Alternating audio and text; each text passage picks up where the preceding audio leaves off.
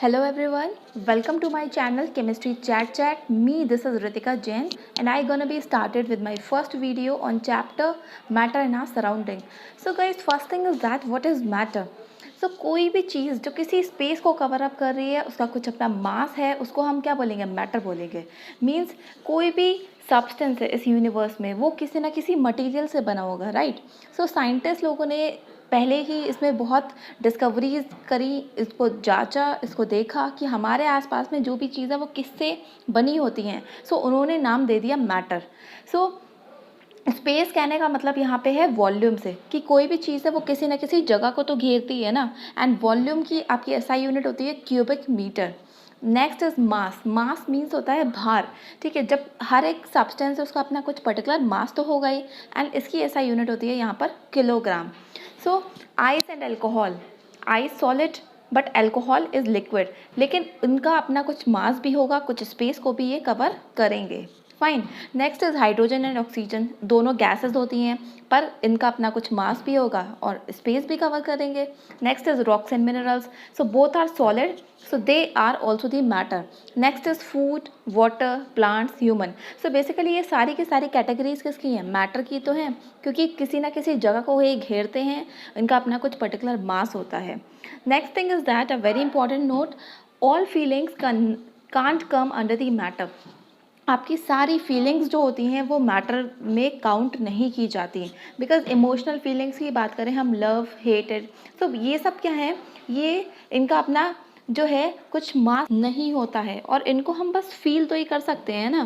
तो next thing is that on the basis of the ancient Indian philosophers, the matter is classified. Ancient Indian philosophers ने अपना भाई classification दिया. पुराने लोगों की अपनी अलग सोच होती है, नए लोगों की अपनी अलग सोच होती है. सो पुराने जो फिलोसफर्स थे उनके हिसाब से मैटर कुछ इस वे में क्लासीफाई था.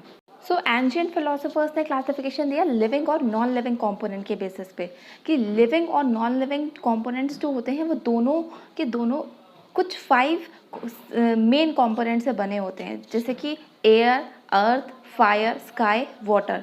सो ये जो है बेसिकली नींव है पूरे लिविंग और नॉन लिविंग कंपोनेंट की. तो मॉडर्न साइंटिस्ट भी पीछे कैसे हटते, उन्होंने भी अपना क्लासिफिकेशन दिया. उन्होंने क्लासिफिकेशन दिया फिजिकल और केमिकल प्रॉपर्टीज़ के बेसिस पे. सो फिजिकल प्रॉपर्टीज़ दैट मीन्स उनका अपीयरेंस कैसा है, वो जो है उनका शेप, साइज़ क्या है, राइट. एंड केमिकल प्रॉपर्टीज़ का मतलब है उनकी केमिकल रिएक्शन के बेसिस पे उन्होंने देखा कि क्या उनका कॉम्पोजिशन है, राइट. सो फिजिकल प्रॉपर्टीज़ में solid, liquid and gas, and chemical properties में element, compound and mixture, right.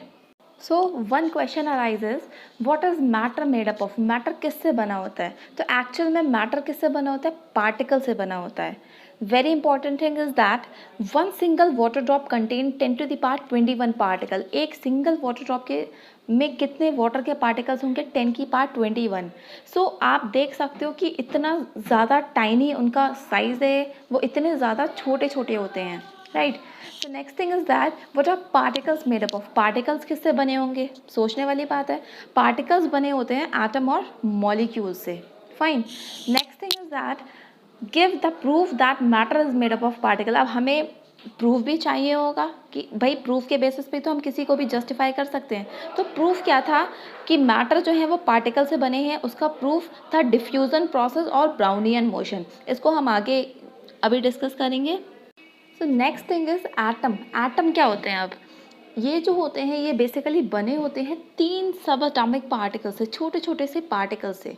One is proton, next is neutron and last one is our electron. So proton के पास कौन सा charge होता है? Positive charge होता है. न्यूट्रॉन न्यूट्रल चार्ज होता है, इनके पास कोई भी नहीं होता. Last one is our electron, तो इलेक्ट्रॉन के पास नेगेटिव चार्ज होता है. तो एटम जो होते हैं बेसिकली उनमें कोई भी आपको बॉन्डिंग नहीं मिलेगी. ऐसा नहीं होगा कि वो आपस में उनके बीच में आपको आयनिक बॉन्ड मिल जाए या फिर कोवलेंट बॉन्ड मिल जाए. वो जो है बॉन्ड्स का मतलब क्या है, वो किसी के साथ अटैच नहीं होते, वो अकेले घूमना पसंद करते हैं. एग्जाम्पल सल्फर, नाइट्रोजन, फॉस्फोरस, उनको अकेले रहना पसंद है, ऐसे समझो आप. So sulphur, nitrogen and phosphorus and many more examples were there like chlorine, argon. Next is molecule. अब भाई मॉलिक्यूल्स क्या होंगे? एटम आपस में जब जुड़ते हैं ना तो वो मॉलिक्यूल्स बनाते हैं। एटम, एक एटम दूसरे एटम से जुड़ गया, अब वो जुड़ेगा किसी फोर्स के थ्रू, किसी बॉन्ड के थ्रू आपस में। अब हमें क्या करना है, हमें भाई पेपर को, दो पेपर को आपस में जोड़ना है, तो हम क्या लगाएंगे? फेविक्विक लगाएंगे, फेविकोल लगाएंगे। सो वैसे ही मॉलिक्यूल जब बनेगा तो दो एटम आपस में क्या हो जाते हैं? कंबाइन हो जाते हैं, जुड़ जाते हैं। और उनमें जुड़ने के लिए कौन रिस्पॉन्सिबल होता है? इंटर और इंट्रा मॉलिकुलर फोर्सेस। ठीक है, अब इंटर और इंट्रा मॉलिकुलर फोर्सेस कौन कौन से होते हैं? सो इंटर मॉलिकुलर फोर्स जो होता है बेसिकली वो दो मॉलिक्यूल्स के बीच में लगेगा। दैट मीन्स हाइड्रोजन और क्लोरीन की मैं बात करूँ तो उन दोनों के बीच में जो फोर्स लगेगा, जो फोर्स ऑफ अट्रैक्शन हो, ठीक है, उसे हम बोलेंगे इंटर मॉलिकुलर फोर्स। और वहीं अगर बात करें हम इंट्रा मॉलिकुलर फोर्स की, तो इंट्रा मॉलिकुलर फोर्स जो होता है वो लगता है जो मॉलिक्यूल के एटम्स हैं उनके बीच में। जैसे मैं अगर बात करती हूँ हाइड्रोजन की, तो सिंगल हाइड्रोजन एटम और जो दूसरा वाला हाइड्रोजन एटम है, उन दोनों के बीच में जो मॉलिकुलर फोर्स ऑफ अट्रैक्शन है उसको हम बोलेंगे इंट्रा मॉलिकुलर फोर्स। क्लियर?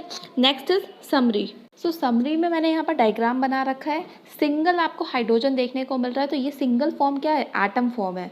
और जब ये हाइड्रोजन आपस में दूसरे हाइड्रोजन से कंबाइन हो गया, मीन्स यहाँ पे लगा है इंट्रा मॉलिकुलर फोर्स। सो ये अब क्या बन गया? मॉलिक्यूल बन गया। हो रहा है clear? So guys next thing is discovery of matter. उसको समझने के लिए सबसे पहले हमें एटम का डायग्राम समझना होगा। आपको दिख रहा है यहाँ पर जो पिंक कलर से मैंने डॉट को रिप्रेजेंट करा है वो क्या है? प्रोटॉन। और जो ग्रीन वाला जो है यहाँ पर दैट इज न्यूट्रॉन। सो ये आपस में एक दूसरे से जुड़े हुए हैं, सेंटर में बैठे हुए हैं। तो जुड़े किससे हैं? इनके बीच में एक फोर्स लग रहा है, उसको हम बोलते हैं न्यूक्लियर फोर्स। सो वो बहुत ज़्यादा स्ट्रॉन्ग फोर्स है, वो उनको कंबाइन करके रखता है। और जब इनका कॉम्बिनेशन हो जाता है तो उसको हम क्या बोलते हैं? न्यूक्लियस बोलते हैं, राइट। और उनके सराउंडिंग में जो आपको चारों तरफ दिख रहा है घूमते हुए हाई स्पीड से, वो क्या है? इलेक्ट्रॉन है। वो नेगेटिव चार्ज होते हैं, वो बहुत तेज स्पीड से इनके चारों तरफ क्या करते हैं? घूमते जाते हैं। और कभी आपने सोचा होगा कि वो इतनी तेज स्पीड से घूमते हैं तो कभी हो सकता है टकरा भी जाएं सेंटर में जाकर प्रोटॉन और न्यूट्रॉन से।